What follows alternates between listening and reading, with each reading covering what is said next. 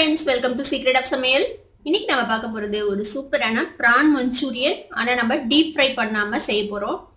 பொதுவா மஞ்சூரியன் வந்துட்டு கார்ன்ஃப்ளவர் மைதா அதெல்லாம் கோட் பண்ணி பொரிச்சு எடுத்து அதுக்கு அப்புறமேட்டு தான் செய்வாங்க. ஆனா நம்ம இன்னைக்கு பொரிக்காம இன்னும் கொஞ்சம் ஆயில் கம்மியா வச்சு நம்ம செய்ய போறோம் இந்த மஞ்சூரியன்.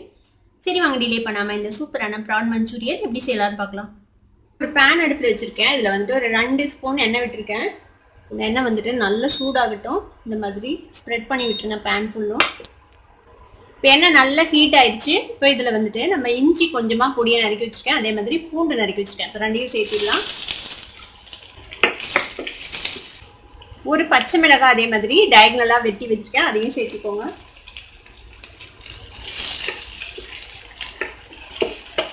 இப்போ கொஞ்சமா வெங்காயம் இந்த மாதிரி பொடியா நறுக்கி வச்சிருக்கேன். வெங்காயத்தையும் சேர்த்திடலாம்.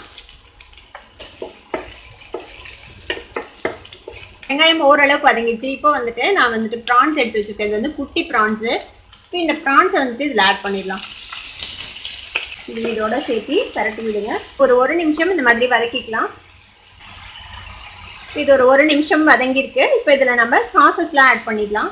இப்போ இதில் வந்துட்டு 1 டீஸ்பூன் அளவுக்கு சோயா சாஸ் சேர்த்திக்கலாம். அதே மாதிரி 1 டீஸ்பூன் சில்லி சாஸ் சேர்த்திக்கோங்க, ரெட் சில்லி சாஸ். கூடவே 1 டீஸ்பூன் டொமேட்டோ சாஸ் சேர்த்திக்கோங்க. 1 டீஸ்பூன் வினிகர் சேர்த்திக்கலாம். கொஞ்சமா பெப்பர் பவுடர். இது எல்லாத்தையும் மிக்ஸ் பண்ணி விடுங்க.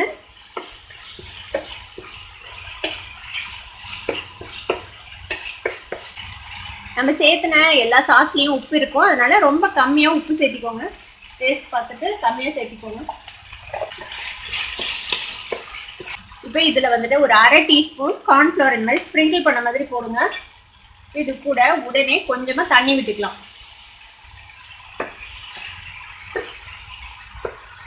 ப்ரான் வந்து ரொம்ப சீக்கிரமே வெந்து போயிடும். ஜஸ்ட் ஒரு 2-3 மினிட்ஸ்லயே இது வெந்துடும். ஏன்னா குட்டி குட்டி ப்ரான்ஸ் அதனால. இந்த ஸ்டேஜ்ல நம்ம பொடியை வெட்டி வச்சிருக்கிற குடமிளகாய் சேர்த்துக்கலாம். இது இதோட சேர்த்து மிக்ஸ் பண்ணி விட்டுருங்க. குடமிளகாய் போட்டதுக்கு அப்புறம் ரொம்ப நேரம் வதக்க தேவையில்லை. கொஞ்ச நேரம் வதக்கி நம்ம இறக்கிடலாம். ஜஸ்ட் ஒரு நிமிஷம் வதக்குனீங்கன்னா போதும். இதுக்கு மேல நம்ம கொஞ்சமா கொத்தமல்லி தழை போட்டுடலாம். உங்ககிட்ட ஸ்ப்ரிங் ஆனியன்ஸ் இருந்துச்சுன்னா ஸ்ப்ரிங் ஆனியன் சேர்த்திக்கோங்க. நான் இப்போ கொத்தமல்லி தழை போடுறேன். இப்போ அவ்வளவுதான், நம்மளோட சூப்பரான ப்ரான் மஞ்சூரியன் ரெடி ஆயிடுச்சு. அடுப்பு ஆஃப் பண்ணிடலாம். நம்மளோட சூப்பரான ப்ரான் மஞ்சூரியன் இப்போ ரெடி ஆயிடுச்சு.